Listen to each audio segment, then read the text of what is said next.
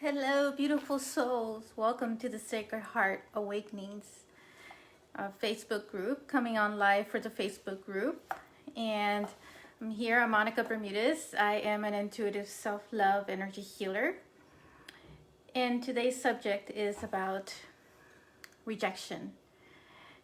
Is rejection getting in the way of you opening your heart fully and lacking the trust and the fear of it getting in the way with your love life or anything that has to do with family affairs where it just closes the heart?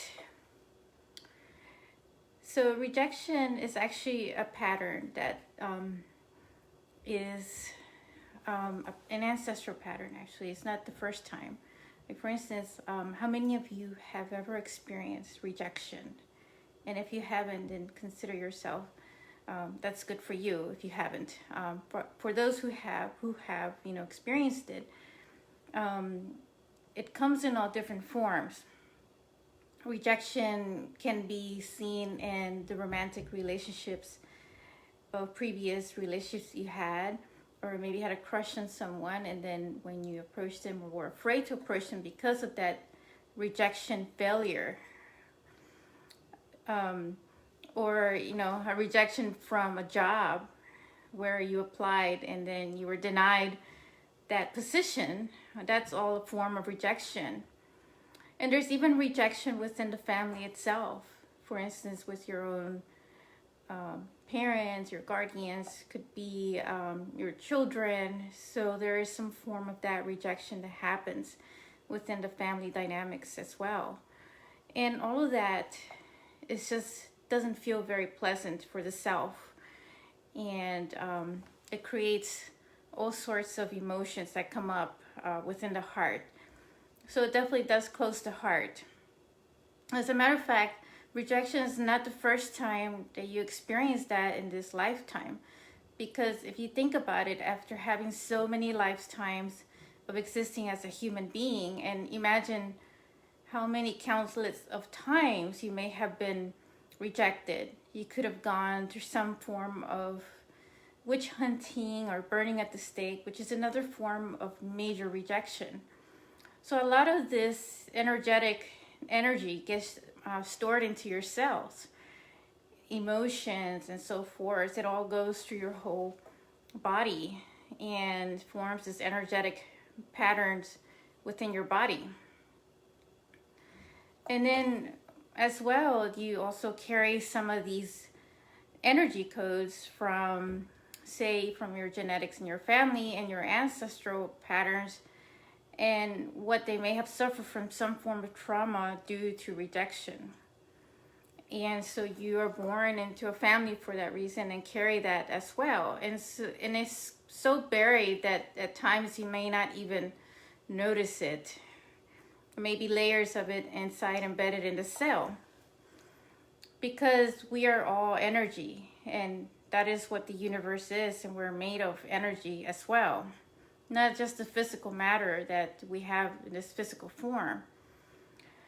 So that's what rejection energy does. It's within each of our cells that we carry. So just there's been so many cases from psychological. First of all, I just want to kind of go over the video and go over some of the cases, and as well as what to do when you do find yourself with rejection, and how to recover from it. What are the best techniques and tips for it? So rejection, as many psychological cases have studied and shown, and even scientific studies themselves with some of the scientific technologies they have nowadays, that when a person is going through this, the reason why they say that rejection hurts more than the physical pain is because we tend to go back and forth all the time, revisiting and reimagining that painful moment of when it happened, the rejection that happened. And so we get attached to this whole kind of like a broken record of revisiting the situation of that rejection situation that we had previously encountered or suffered from some form of, job that we applied to, or some other romantic relationship. And of course, it's okay, to revisit that, but only to learn from it, not to get attached to it. But in most cases, this is the case for us as humans, that we get so attached to it that the MRI tests have shown that people who have been connected to this equipment, it shows that the patterns in the brain are reliving that situation. And as a matter of fact, this also impacts the heart, because the heart just feels closed up and emotionally does not want to open up again, because it's afraid of going back out there and, say, asking somebody out on a date or going to apply for a job. So it just makes people feel at a loss and feel with less confidence. And so that's what studies are showing, that it impacts your mood. It impacts our mood. That includes myself too, so I'm part of this formula as well. It's part of humanity. So it impacts our mood. It impacts our self-esteem and everything that we do in life. And it just takes away our motivation to even want to continue in life.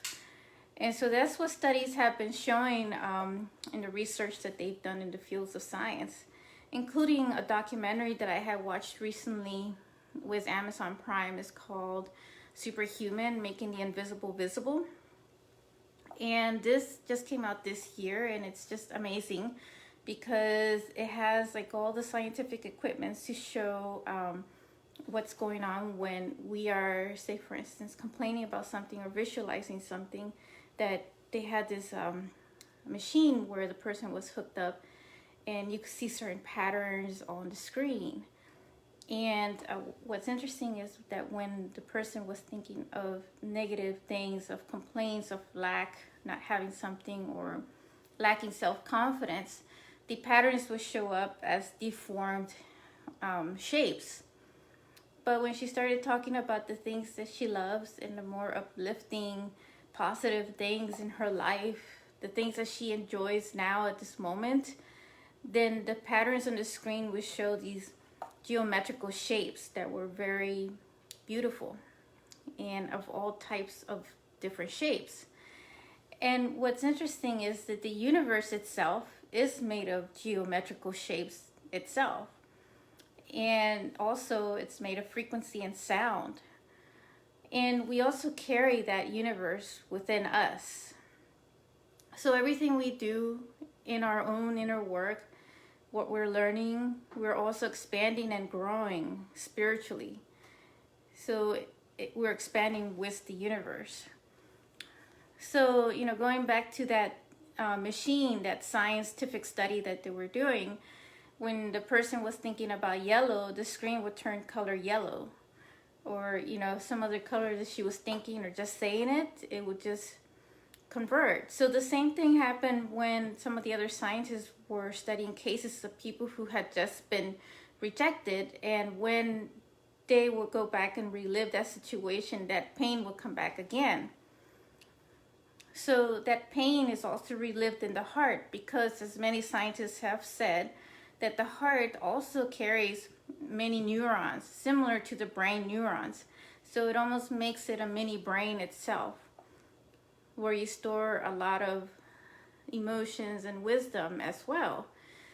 But when we are buried in our own emotional pain of grief, of rejection, or some other form, we lose that connection with ourselves and our higher source of wisdom of the heart. And so it just makes it harder to get some of that clarity, and you get this fogginess in your brain and all parts of your body and even your heart. Because your heart is the foundation of your own body. It's the foundation, the base to sustain all other chakras within. And so if it's buried with certain layers of other karmic patterns and ancestor patterns, then it just makes it more challenging for that connection to happen. And of course, all of these are energy codes of stuff that is stuck in there. And so it's just a matter of doing a lot of the inner work.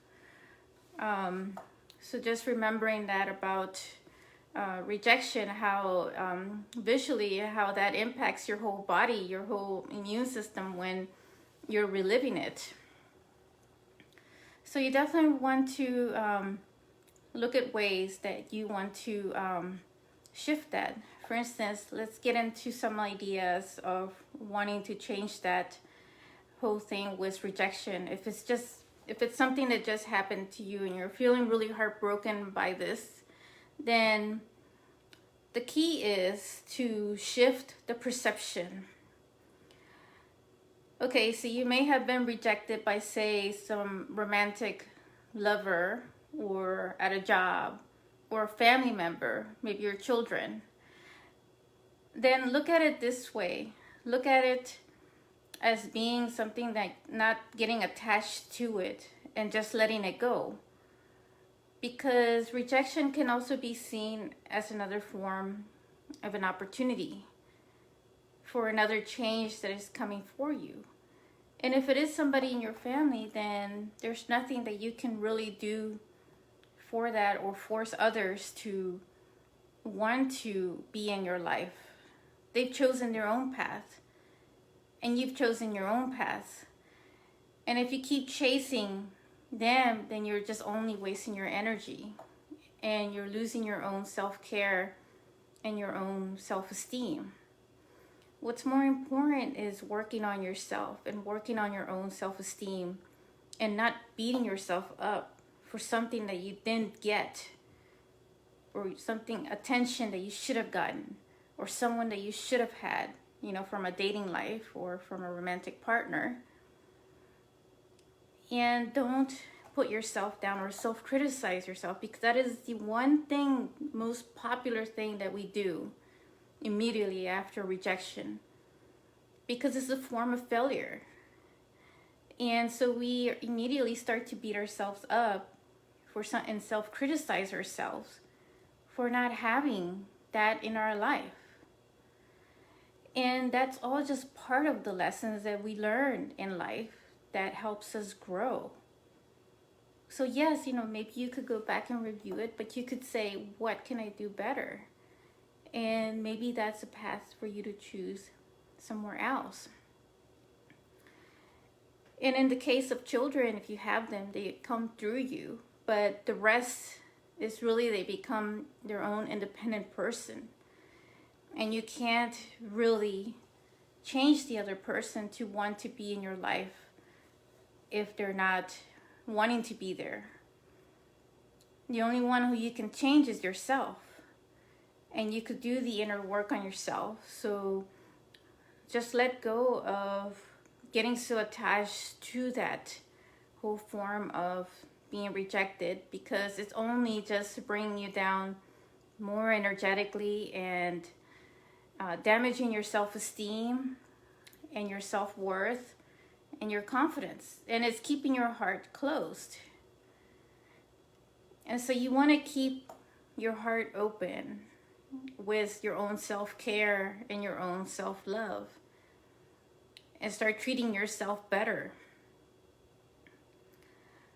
So then there's other ways as well. You can always get help from other healers or mentors or coaches who you connect with, who can help you get through that energetic shift that's happening inside of you with this pattern of rejection or energy. And sometimes we may think that you don't have that pattern, but really there's the layers in there that are still stored. Because it would just seem crazy to think that after living so millions of human lifetimes that you haven't acquired any layers of any patterns, of any karmic or ancestor patterns. And they all get stuck within the chakra system as well. And they, especially the heart, because that's where most of your connection is. starting with that foundation of your own base. The ego will try everything in its power to keep you stuck and tell you so many things, so many different stories, even to the point to tell you that you're not worthy of receiving others' love or worthy of being in anybody else's life. But just know that, it's all about shifting that perception. And we are human, of course. We're going to feel the duality that we live in this physical body. But it all goes back to that balance within our own heart, balance of keeping it there in our heart. So the other way as well is also to visualize. Visualize yourself as shifting that energy and just recreating a positive situation. You may forward into the future and just recreate what you would like to see, an outcome of a situation, without having to see exactly who or having to see exactly what situation of a job, but just keeping that image and sending it out to the universe. It's like sending out a wave or a frequency to the universe to tell the universe that this is what you want. It's the law of attraction. So if you keep dwelling on the rejection or keep thinking about it, then you're attaching to that, and you're also sending that wave of energy to the universe. So you see, the law of attraction works both ways. And it's up to you as a choice if you want to visualize that and change that to be into the image of positive waves of energy that you want to send to the universe. So forget about what happened in the past and think ahead, think forward, think what you want to do moving forward and what ways you could shift that for the better to attract healthier relationships and more success in your life. So I do encourage you to try that, at your own pace, your own time, and your own sacred location, where you get your own time for self-care because you're worthy and you deserve it. So as such, as being part of the Sacred Heart Awakenings group, if you need the extra support, I do have a complimentary Sacred Heart Awakenings breakthrough session that is designed for conscious men and women who are looking to shift their patterns within their heart, these energy codes that are stuck in layers. And during that session, we do a heart energy diagnosis and repair support for an outlook of you creating a stronger foundation of your own inner heart to get your own clarity and your own source connection. And I also use light language because I'm a light language channeler, so it's really all about energy codes and sounds and frequencies that are channeled and transmitted that do go into these patterns, and they do shift the energy codes that are there stuck. It's an alchemizing energy code, transmutational. So just fill out the application that is in my website, and I do look forward to connecting with you and helping, supporting you in looking and seeing how I can support you in your heart. So Heraclitus, who is the Greek philosopher, made a very powerful quote statement. And we're talking about ancient Greek, Greek philosophy. And his quote is, "Humans miss the greater part of the divine because of lack of confidence." And so this coming from ancient Greek knowledge philosophers. And he's talking about the wisdom of the heart. And we're missing that so much. We get so stuck in these patterns of like rejection. And the ego wants to keep you stuck.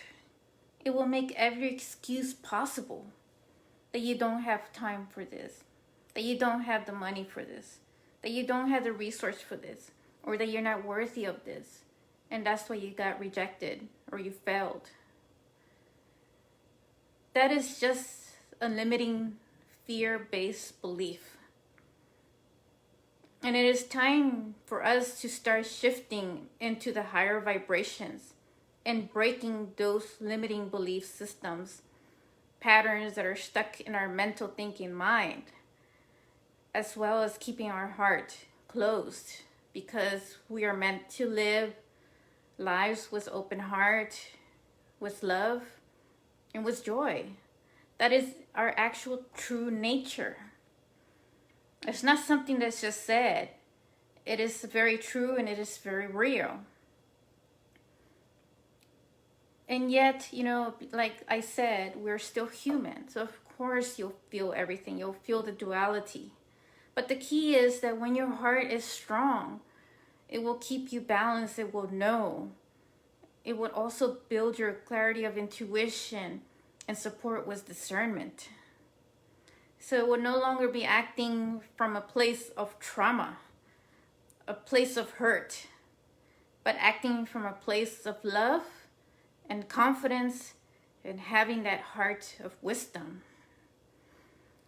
Now, Heraclitus himself, going back to Heraclitus, also said that everything is always constantly changing. Nothing is ever the same.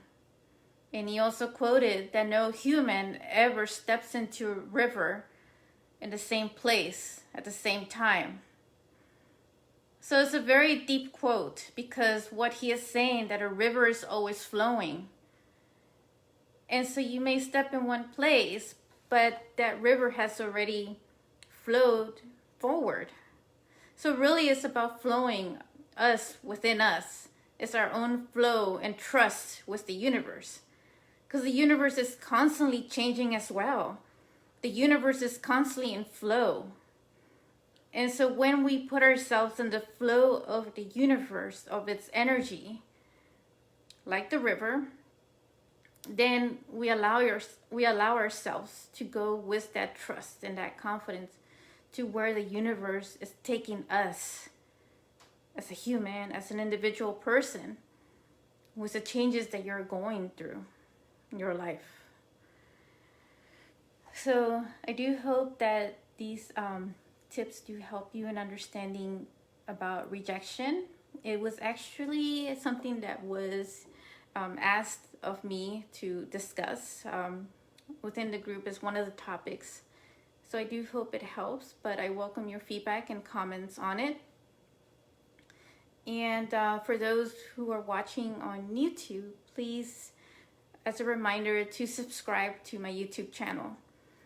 And I will be sharing, as I mentioned, more videos related to relationships and some other messages from Archangel Michael, as well as some light language support, which I've had in some other videos as well.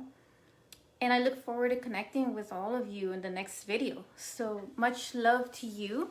Take care and be well.